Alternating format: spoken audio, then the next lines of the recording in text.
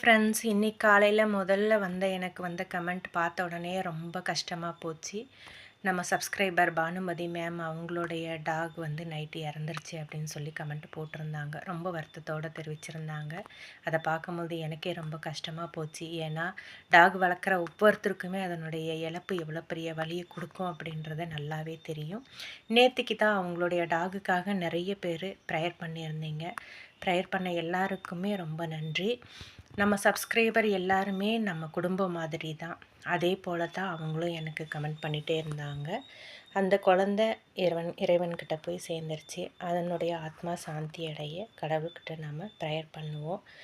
அவங்களும் அந்த குழந்தைய இழந்துட்டுருக்க அந்த குடும்பம் அதுலேருந்து சீக்கிரமாக மீண்டு வரணும் அப்படின்னு சொல்லி நம்ம ப்ரேயர் பண்ணிக்குவோம். இது எவ்வளோ பெரிய கஷ்டமான ஒரு சூழ்நிலை அப்படின்றது டாக் வச்சுருக்க எல்லாருக்குமே தெரியும். Thank you friends.